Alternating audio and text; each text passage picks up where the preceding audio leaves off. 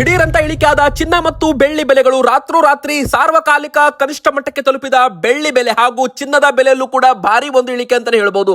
ಹೆಣ್ಮಕ್ಳಿಗೆ ಭರ್ಜರಿ ಸಿಹಿ ಸುದ್ದಿ, ಮತ್ತೆ ಅಂಗಡಿಗಳಿಗೆ ಮುಗಿಬಿದ್ದ ಜನರು ಮತ್ತೆ ಖರೀದಿ ಜೋರಾಗ್ತಾ ಇದೆ. ಹಾಗಾದ್ರೆ ಮತ್ತೆ ಇಲ್ಲಿಂದ ಬೆಲೆ ಏರಿಕೆ ಆಗುತ್ತಾ ಅಥವಾ ಇಲ್ಲಿಂದ ದೊಡ್ಡ ಮಟ್ಟದಲ್ಲಿ ಕುಸಿತವಾಗುತ್ತಾ? ಅಮೆರಿಕ ಮತ್ತು ಇರಾನ್ ನಡುವಿನ ಯುದ್ಧವೇ ಬಂಗಾರ ಬೆಳ್ಳಿ ಇಳಿಕೆಗೆ ಪ್ರಮುಖ ಕಾರಣವಾಗಿದೆಯಾ? ಎಲ್ಲ ಒಂದು ಮಾಹಿತಿ ಕೂಡ ಈ ವಿಡಿಯೋದಲ್ಲಿ ನಿಮಗೆ ಸಿಗಲಿದೆ. ಇನ್ನೊಂದು ಪ್ರಮುಖ ಮಾಹಿತಿ ಏನಪ್ಪಾ ಅಂದ್ರೆ, ಬಂಗಾರ ಬೆಳ್ಳಿ ಖರೀದಿ ಮಾಡೋರು ಈ ತಪ್ಪು ಮಾಡಿದ್ರೆ ನಿಮಗೆ ಸಾವಿರಾರು ರೂಪಾಯಿ ನಷ್ಟವಾಗುವ ಚಾನ್ಸ್ ಇರುತ್ತೆ.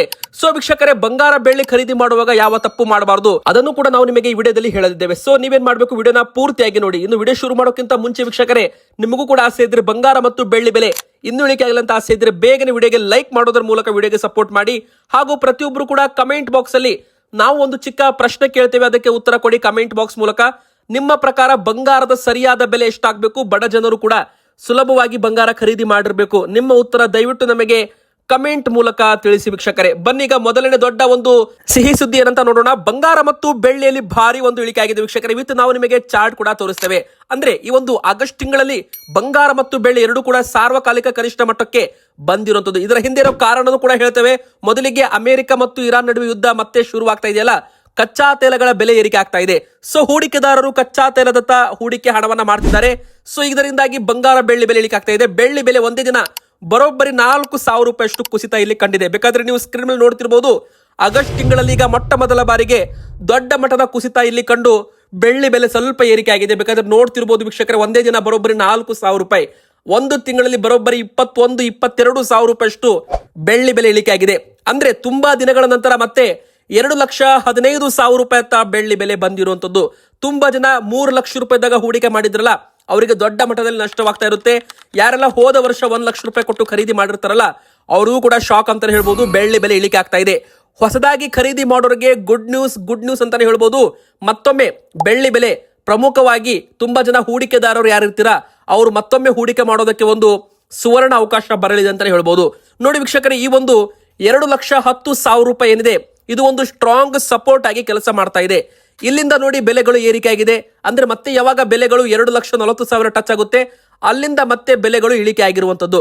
ಅಂದ್ರೆ ಯಾವಾಗ ಕಡಿಮೆ ಬೆಲೆಗೆ ಬರುತ್ತೆ, ಅಲ್ಲಿಂದ ಮತ್ತೆ ತುಂಬಾ ಜನ ಖರೀದಿ ಮಾಡ್ತಾರೆ, ಅಲ್ಲಿಂದ ಮತ್ತೆ ಬೆಲೆ ಏರಿಕೆ ಹೋಗುತ್ತೆ, ಮತ್ತೆ ಅಲ್ಲಿಂದ ಬೆಲೆ ಇಳಿಕೆ ಆಗೋದಕ್ಕೆ ಶುರುವಾಗುತ್ತೆ. ಇಲ್ಲಿ ನೋಡಬಹುದು ಸ್ಕ್ರೀನ್ ಮೇಲೆ ಯಾವ ತರ ಬೆಲೆಗಳು ಈಗ ಡೌನ್ ವಾರ್ಡ್ಸ್ ಅಲ್ಲಿ ಹೋಗ್ತಾ ಇದೆ. ಅಂದ್ರೆ ಕಳೆದ 3 ತಿಂಗಳಿಂದ ಬೆಲೆಗಳು ಇಳಿಕೆ ಆಗ್ತಾ ಇದೆ. ಇನ್ನು ಕಳೆದ 5 ದಿನಗಳಿಂದ ಬರೋಬ್ಬರಿ 20,000 ರೂಪಾಯಿಯಷ್ಟು ಬೆಲೆಯಲ್ಲಿ ಇಳಿಕೆ ಆಗಿರುವಂತದ್ದು. ನೋಡಿ, 2,15,000 ರೂಪಾಯಿ ಈಗ ಬೆಲೆ ಟ್ರೇಡ್ ಆಗ್ತಾ ಇದೆ.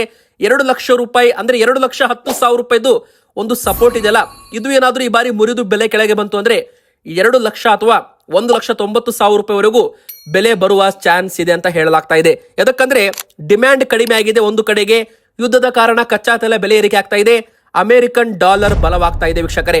ನೋಡಿ, ಕಳೆದ ಬರೋಬ್ಬರಿ 2-3 ತಿಂಗಳಲ್ಲಿ 56,000 ರೂಪಾಯಿಯಷ್ಟು ಡೌನ್ ಫಾಲ್ ಆಗಿ ಟ್ರೇಡ್ ಆಗಿರುವಂತದ್ದು. ಇದು ಕೂಡ ನಾವು ನಿಮಗೆ ವಿತ್ ಲೈವ್ ಆಗಿ ತೋರಿಸ್ತಾ ಇದ್ದೇವೆ. ಇನ್ನು ಮೇ ತಿಂಗಳಲ್ಲಿ ಬರೋಬ್ಬರಿ 3 ಲಕ್ಷ ರೂಪಾಯಿ ಇತ್ತು ಬೆಳ್ಳಿ ಬೆಲೆ, ಈಗ 2,15,000 ರೂಪಾಯಿ ಅಂತ ಟ್ರೇಡ್ ಆಗ್ತಾ ಇದೆ. ಹಾಗಾದ್ರೆ ಮಾರ್ಕೆಟ್ ಅಲ್ಲಿ ಬೆಳ್ಳಿ ಬೆಲೆ ಎಷ್ಟು? 1 ಕೆಜಿಗೆ ಆನ್ಲೈನ್ ನಲ್ಲಿ ನೀವು ತಗೋತೀರಾ ಅಂದ್ರೆ ಬೆಲೆ 2,20,000 ರೂಪಾಯಿ ಒಳಗೆ ಸಿಗುತ್ತೆ ETF ಗಳಲ್ಲಿ. ಅದೇ ನೀವೇನಾದ್ರೂ ಹಿಸ್ಟೋರಿಕಲ್ ಡೇಟಾ ನೋಡಿದ್ರೆ ನೋಡಬಹುದು 2,16,000 ಈ ಬಾರಿ ಲೋವೆಸ್ಟ್ ಟಚ್ ಆಗಿದೆ. ಅಂದ್ರೆ ತುಂಬಾ ಒಂದು ಬೆಲೆ ಈಗ ಕಡಿಮೆ ಆಗಿದೆ. ಆನ್ಲೈನ್ ನಲ್ಲಿ ETF ಅಲ್ಲಿ ತುಂಬಾ ಜನ ಹೂಡಿಕೆ ಮಾಡೋರು ಖರೀದಿ ಈಗ ಮಾಡಬಹುದು.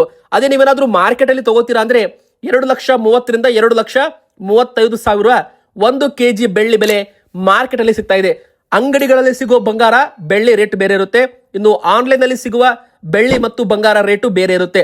ಸೊ ನೀವೇನಾದ್ರೂ ಆನ್ಲೈನ್ ನಲ್ಲಿ ETF ಅಂದ್ರೆ ಎಕ್ಸ್ಚೇಂಜ್ ಟ್ರೇಡೆಡ್ ಫಂಡ್ ಅಂತ ಬರುತ್ತೆ, ಆನ್ಲೈನ್ ಮೂಲಕ ಕೂಡ ನೀವು ಖರೀದಿ ಮಾಡಬಹುದು. ಇದರ ಬೆಲೆ 2,16,000, 2,17,000, 2,18,000 ಈ ಒಂದು ರೇಂಜ್ ಅಲ್ಲಿ ಟ್ರೇಡ್ ಆಗ್ತಾ ಇರುವಂತದ್ದು.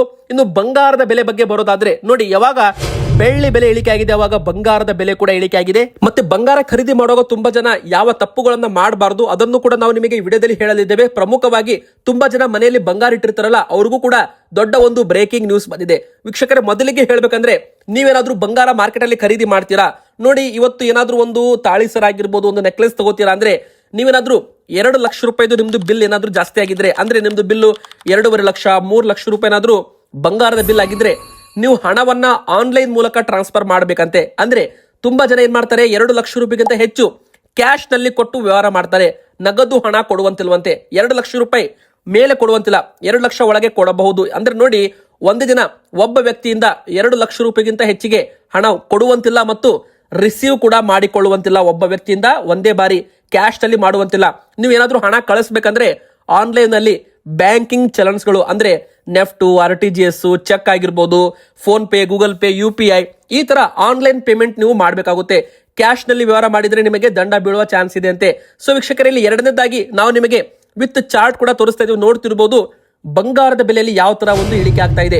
ನೋಡಿ ವೀಕ್ಷಕರೇ, ಬರೋಬ್ಬರಿ ಒಂದು ತಿಂಗಳಲ್ಲಿ 6 ರಿಂದ 7 ಸಾವಿರ ರೂಪಾಯಿಯಷ್ಟು ಬೆಲೆ ಇಳಿಕೆಯಾಗಿ ಮತ್ತೆ ಬೆಲೆ ಸ್ವಲ್ಪ ಏರಿಕೆಯಾಗಿ 4 ಸಾವಿರ ರೂಪಾಯಿ ಒಂದು ತಿಂಗಳಲ್ಲಿ ಇಳಿಕೆ ಆಗಿದ್ರೆ 3 ತಿಂಗಳಲ್ಲಿ 19,000. ಅಂದ್ರೆ ಯಾವಾಗ ಕೇಂದ್ರ ಸರ್ಕಾರ ಆಮದು ಸುಂಕ 6% ಇದ್ದದ್ದು 15%ಗೆ ಏರಿಕೆ ಮಾಡಿದ್ರಲ್ಲ, ಅವಾಗ 1,52,000 ಇದ್ದ ಬೆಲೆ 1,62,000 ಆಯಿತು.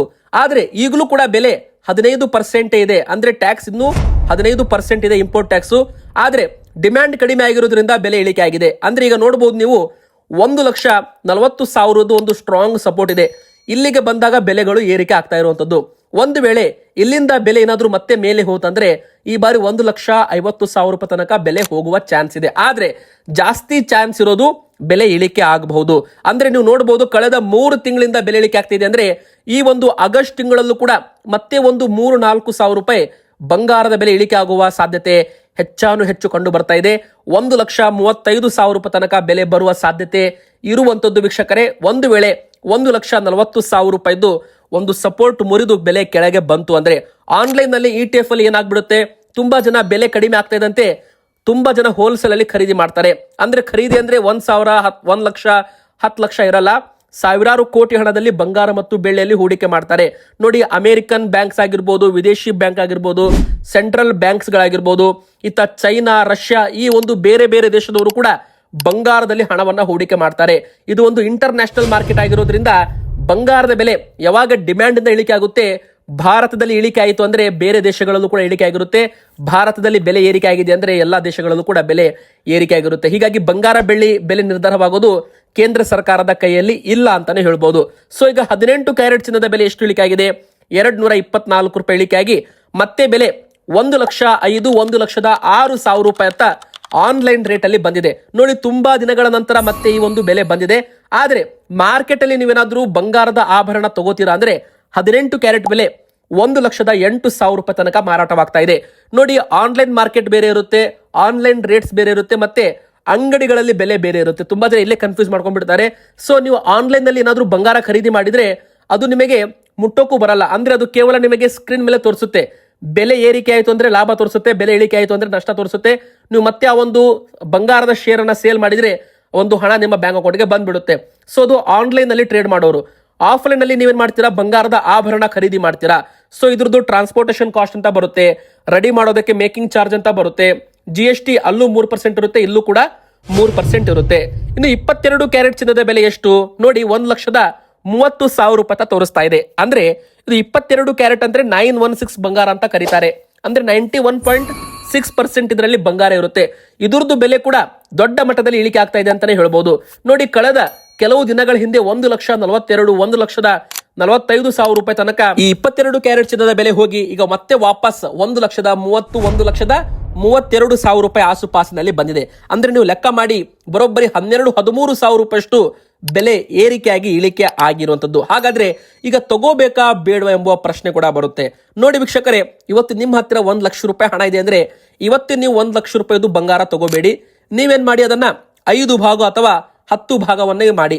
1 ಲಕ್ಷ ರೂಪಾಯಿದು 5 ಭಾಗ ಮಾಡಿದ್ರೆ 20,000 ರೂಪಾಯಿಗೆ 5 ಭಾಗ ಆಗುತ್ತೆ. ಸೊ ಇವತ್ತು ಬೆಲೆ ಇಳಿಕೆ ಆಯಿತು ಅಂದ್ರೆ ನೀವು 20,000 ರೂಪಾಯಿದು ಹೋಗಿ ಬಂಗಾರ ಆಗಿರ್ಬೋದು, ಬೆಳ್ಳಿ ಆಗಿರ್ಬೋದು, ಯಾವಾಗ ಬೆಲೆ ಇಳಿಕೆ ಆಗಿರುತ್ತೆ ಅವಾಗ ಸ್ವಲ್ಪ 20,000 ತಗೊಂಡ್ಬನ್ನಿ. ಮತ್ತೆ ನಾಳೆ ಮತ್ತೆ ಬೆಲೆ ಇಳಿಕೆ ಆಯ್ತಾ ಮತ್ತೆ ಒಂದು 20,000 ತಗೊಂಡ್ಬನ್ನಿ. ಮತ್ತೆ ನಾಡಿದ್ದು ಮತ್ತೆ ಬೆಲೆ ಇಳಿಕೆ ಆಯ್ತಾ ಮತ್ತೆ ತಗೊಂಡ್ಬನ್ನಿ. ಸೊ ವೀಕ್ಷಕರು, ಇದರಲ್ಲಿ ಏನಾಗ್ಬಿಡುತ್ತೆ, ನಿಮಗೆ ಎವರೇಜ್ ಬೈಯಿಂಗ್ ವ್ಯಾಲ್ಯೂ ತುಂಬಾ ಕಡಿಮೆ ಬೆಲೆಗೆ ಬಂಗಾರ ಸಿಕ್ಬಿಡುತ್ತೆ. ಸೊ ಇದಕ್ಕೆ ಸ್ಮಾರ್ಟ್ ಬೈಯಿಂಗ್ ಅಂತ ಕರೀತಾರೆ, ಎವರೇಜ್ ಬೈಯಿಂಗ್ ಅಂತ ಕರೀತಾರೆ. ತುಂಬಾ ಜನ ಎಲ್ಲಿ ತಪ್ಪು ಮಾಡ್ತಾರೆ ಅಂದ್ರೆ ಬೆಲೆ ಇಳಿಕೆ ಆಗ್ತಿದೆ ಅಂತ ತಮ್ಮ ಹತ್ರ ಇರೋ ಬಂಗಾರವನ್ನ ಮಾರಾಟ ಮಾಡ್ತಾರೆ. ಅಲ್ಲಿ ಅವರು ದೊಡ್ಡ ತಪ್ಪನ್ನ ಮಾಡ್ತಾರೆ. ನೋಡಿ ವೀಕ್ಷಕರು, ಯಾವಾಗ ಬೆಲೆ ಇಳಿಕೆ ಆಗುತ್ತೆ ಅವಾಗ ನೀವು ಖರೀದಿ ಮಾಡಬೇಕು. ಇದರಿಂದ ನೀವು ಮೊದಲೇ ಏನಾದ್ರೂ ಬಂಗಾರ ಖರೀದಿ ಜಾಸ್ತಿ ಬೆಲೆಗೆ ಮಾಡಿದ್ರೆ ಅದು ಎವರೇಜ್ ಆಗುತ್ತೆ ಅಂತಾನೆ ಹೇಳ್ಬೋದು. ಸೊ ಅದರ ಬೆಲೆ ಎವರೇಜಿಂಗ್ ಅಲ್ಲಿ ಕಡಿಮೆ ಆಗ್ಬಿಡುತ್ತೆ.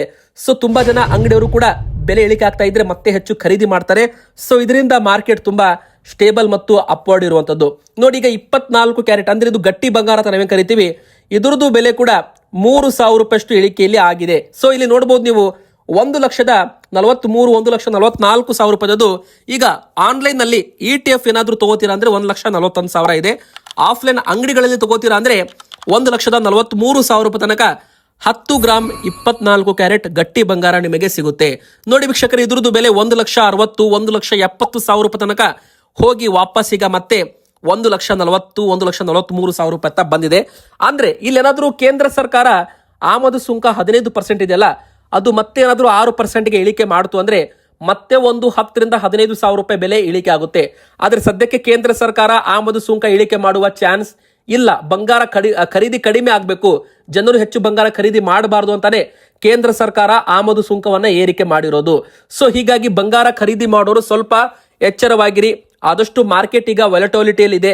ಸೊ ಹೆಚ್ಚು ಹಣ ಬಂಗಾರದಲ್ಲಿ ಹೂಡಿಕೆ ಮಾಡೋದು ಸ್ವಲ್ಪ ಕಷ್ಟ ಅಂತಾನೆ ಹೇಳ್ಬೋದು. ಯಾಕಂದ್ರೆ ತುಂಬಾ ಮಾರ್ಕೆಟ್ ತುಂಬಾ ಒಂದು ಏರಿಕೆ ಆದ್ರೆ ಮತ್ತೆ ತುಂಬಾ ದಿನ ಇಳಿಕೆ ಕೂಡ ಆಗ್ತಾ ಇದೆ. ಇದರಿಂದ ಮಾರ್ಕೆಟ್ ಸ್ಟೇಬಲ್ ಇಲ್ಲ ಅಂತಾನೆ ಹೇಳ್ಬೋದು. ಇವತ್ತಿಗೆ ಇಷ್ಟ ಆಗುತ್ತೆ. ವಿಡಿಯೋ ಇಷ್ಟ ಆದ್ರೆ ವಿಡಿಯೋಗೆ ಲೈಕ್ ಮಾಡಿ, ಚಾನೆಲ್ಗೆ ಸಬ್ಸ್ಕ್ರೈಬ್ ಆಗಿ ನಿಮ್ಮ ಅನಿಸಿಕೆ ಕಮೆಂಟ್ ಮಾಡಿ.